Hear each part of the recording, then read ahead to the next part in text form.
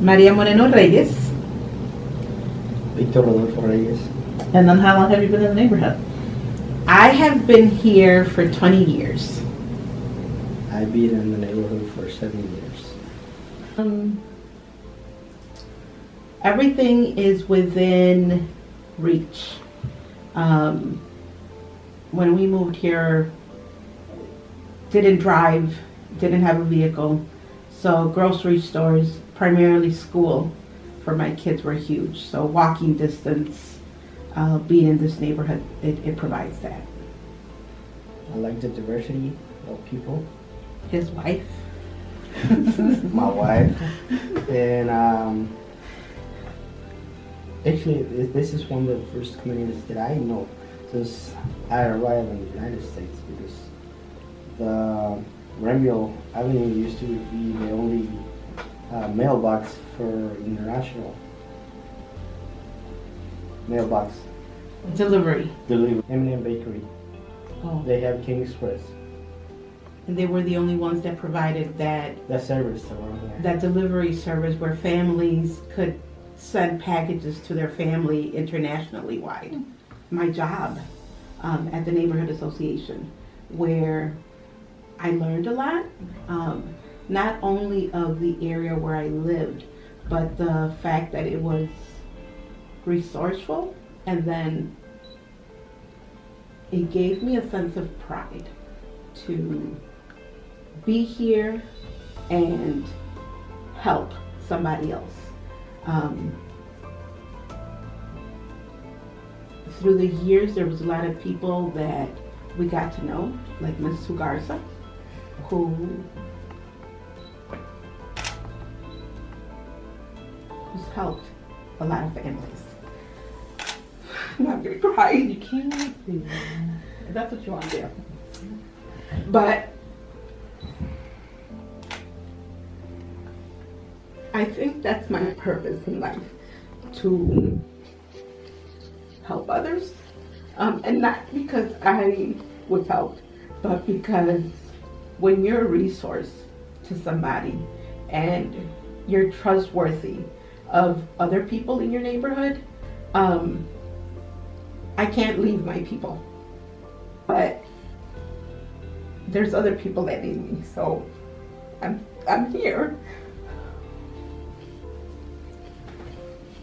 Where's tissue in here? En la sala, mi amor. By the door. But I don't think I've ever heard you say those words. frustration. Why frustration? Made me feel that I was being pushed out of my neighborhood. Not because of the things that were coming to this neighborhood, but how they were coming to this neighborhood. I think my husband, that we were able to buy this house, that I don't think we ever thought about this is going to be our way of fighting back by sticking around. But I moved here 20 years ago to be away from crime and all the negative stuff in Chicago. That this is where I found comfort. This is where I found safety. And staying here.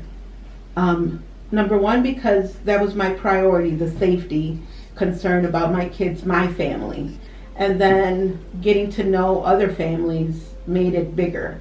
And by me sticking around was my way of helping other people. And I don't think I ever mentioned that to my husband, but at the same time, his push for us to buy this house was huge, because we stayed in an area that I wanted to be. Bobby, why did you stay here? Not only because of your wife. Because when I met you, I get involved in the community. I see a lot of need in the community, and I get to know people that does for the community, but nobody knows about them. So I think we need more information, more get those people out, like the community, they there to help us out. So I think that's a huge thing, because before, I don't know, I was afraid of the police department. When I come around you, I got to know them, I got to see they're just another human being. They're just doing their job. And I don't know, I got educated on a lot of stuff that we need around here. Which is huge, because I think not only, and Victor mentioned, the trust factor. We were hoping for something way different than what they're doing.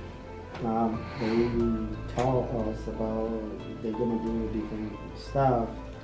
Now that everything is development, it's like, okay, this is not where we talk about it. You both said something in terms of how Habitat or the partners transitioned what they originally said. I'm not sure I'm going to ask a question, but it's probably just more of a yes or no. That there wasn't any communication when those transitions started happening. So, for example, you said Mercy Health originally said underground parking, but it doesn't look like that. So, do you feel that the partners or Habitat or anyone of any of those teams have come back to community to say, hey, we're changing We're changing the this, plans. So No. or given a reason? nobody No. come up and say nothing about it. They all keep it all quiet. Because they know if they talk about it, they're gonna say no, because that wasn't the original plan for it. Mm. For they to come up and talk about why they changed the plans and to discuss what's gonna happen, But this was at the beginning. planning. At the conversation of what you want to see, what you like to have. But then after that was decided and people were not happy, they brought another consultant, and they kind of sort of heard us from what their plans were. But still, even now, that whole conversation stopped for 3 years, I'm going to say. Yeah. And then all of a sudden, because it's time to build, it's time to do whatever, it's time to move on with the project, they're not engaging the community. They're not engaging them, even to tell them, to tell us, you know what, because of whatever, we've changed, and this is what's going to happen. It's their property, yes, but I'm sure they're getting funded through some kind of government program that they need our input. They need for us to nay or yay what they're doing. Right now, an apology, I think, would be too late, because regardless of that apology, they're going to do whatever they said they were going to do.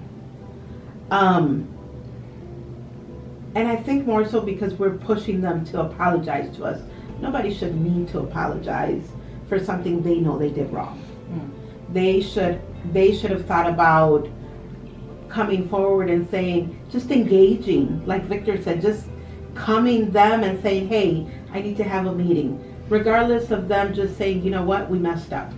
But the project is done. We have the partners.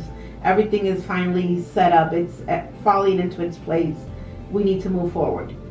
They don't need to apologize. They just need to recognize that they messed up. How would they recognize that? By engaging the community, by them coming forward and saying, you know what, We lied to you.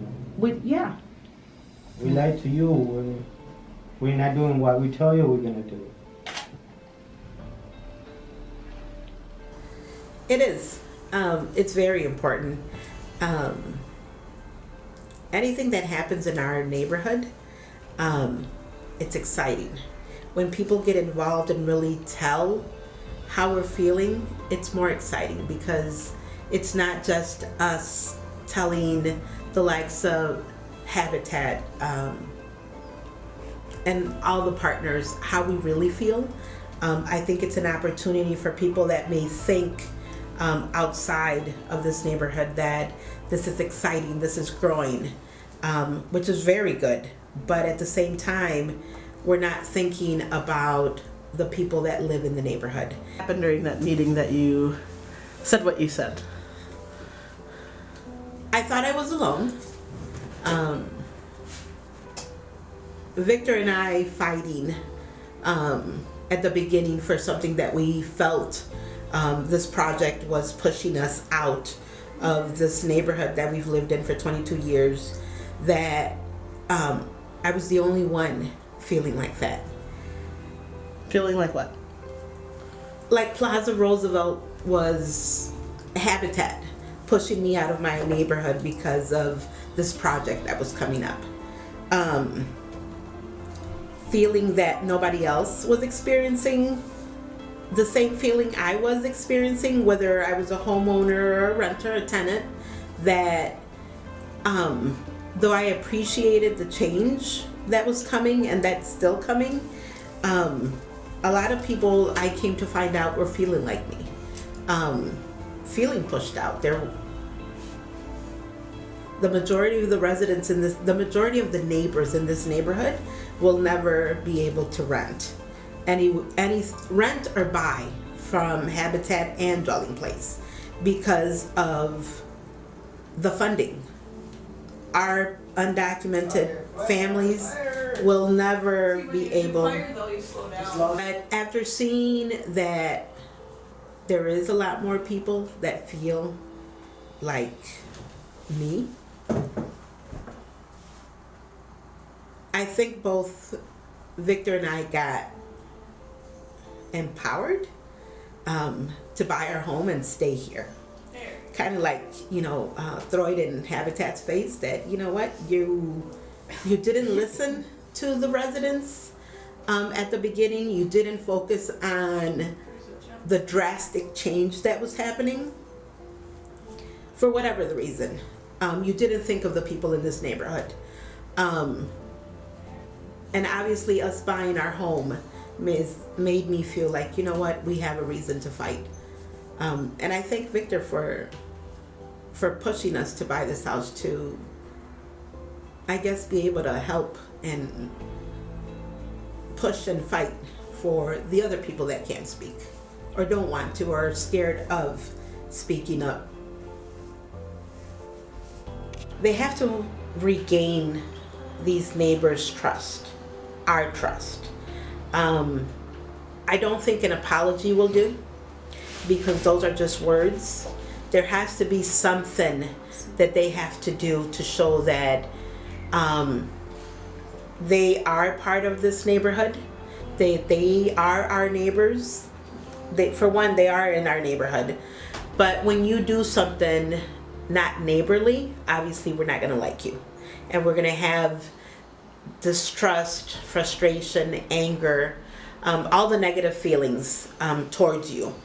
I don't know what that would look like, but I think it needs to come from them, not from MPC saying you should apologize to the neighbors, not from the developers saying one thing and doing another.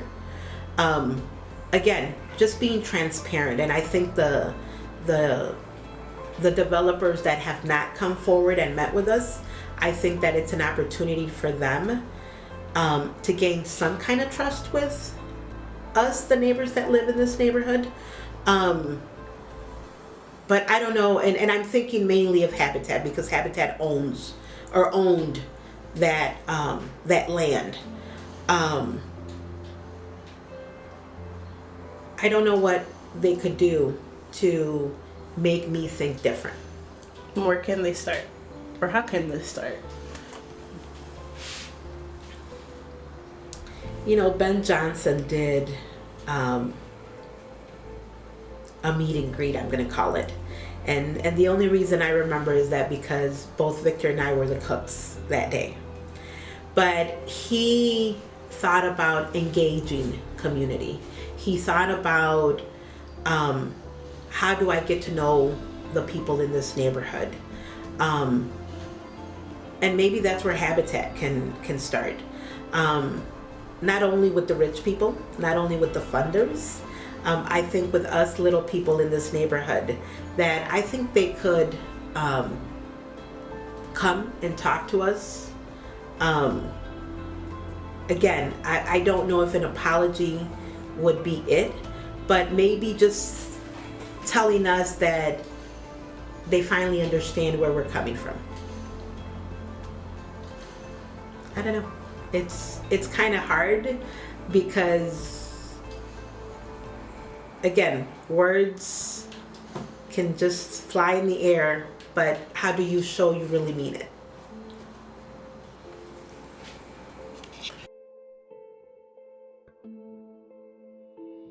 Make it right. Yes. Honor what you say, basically, the first time. And I should say, make it right for the people that supported this project.